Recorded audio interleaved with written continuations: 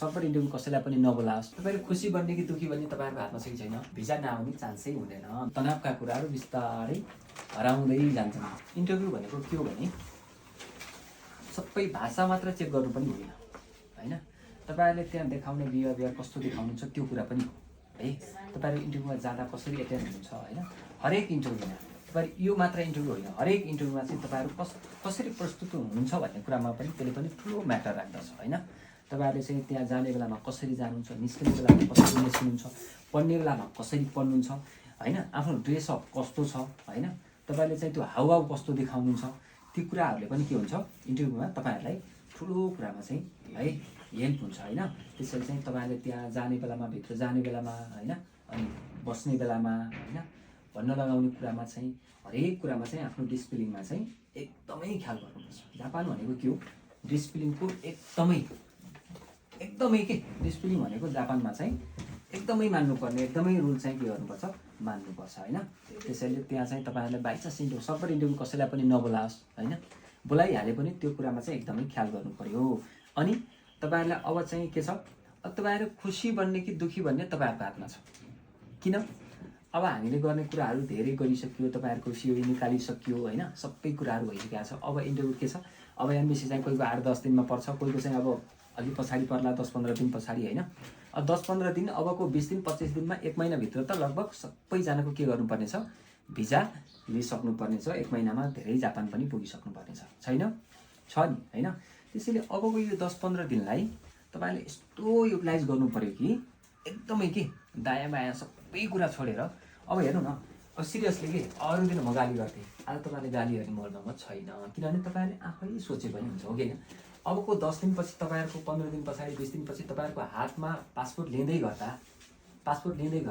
तपाईहरु खुसी बन्ने कि दुखी बन्ने तपाईहरुको हातमा छ कि छैन। तपाईहरु आफ्नै हातमा छ कि छैन, छ नि हैन। इन्टरभ्यू सकभर बोलाउँदैन, बोलाइहाल्यो भने तपाईहरुले इन्टरभ्यू राम्रो गर्नुभयो भने के हुन्छ, भिजा नआउने चान्सै हुँदैन। भिजा 100% आउँछ हैन।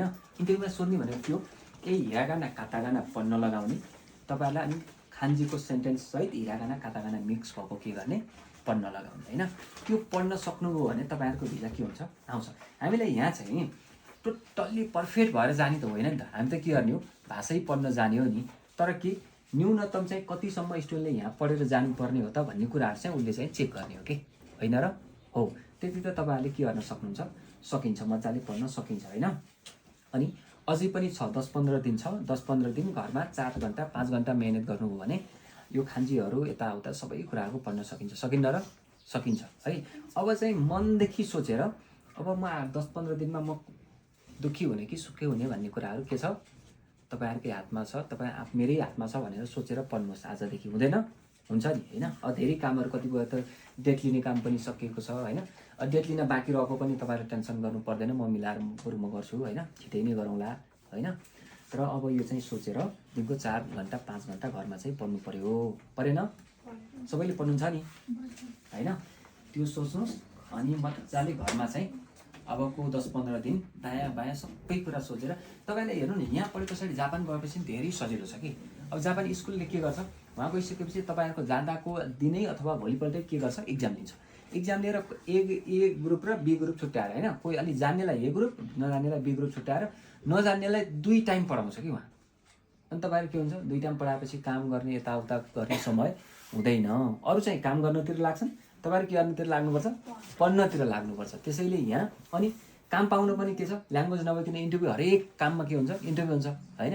नपढिकन जाँदाखेरि के हुन्छ, इन्टरभ्यू पास भइदैन, काम पाइदैन, अनि के हुन्छ तनाव हुन्छ हैन। मान्छेहरु डिप्रेसनमा पुग्ने के हो, यहाँ मजाले आफ्नो चाहिँ मेन्टालिटी डरो पनि बनाएर जानु पर्यो। प्लस कामको लागि म चाहिँ सक्षम छु है, अब चाहिँ मैले चाहिँ जस्तो इन्टरभ्यू लिए पनि म चाहिँ तयारी छु है भन्ने तरिकाले गइयो भने के हुन्छ, काम पाउन पनि गाह्रो हुँदैन हैन। काम पाए पछाडी के हुन्छ, आफू व्यस्त भइन्छ, पैसा आउँछ, पैसा आएपछि के हुन्छ, तनावका कुराहरु बिस्तारै हराउँदै जान्छन्। जब काम पाइदैन, पैसा हुँदैन, अनि के हुन्छ फेरि तनावका विषयहरु थपिन्छन् हैन र हो नि। वहाँ के हो, तनाव हुनु भनेको काम नपाएर हो कि तनाव हुनु हो नि। व्यस्त हुनु त राम्रो कुरा हो नि त। त्यो भएर चाहिँ मजाले आजबाट 8-10 दिन चाहिँ हामीले भन्ने भन्दा पनि हैन, अब कति भन्नु अब तपाईहरुले आफै बुझ्नु भएको छ, त्यही अनुसारले मजाले काम पार्दै गर्नुस् ल। ओके, आरिगातो गोजाइमास।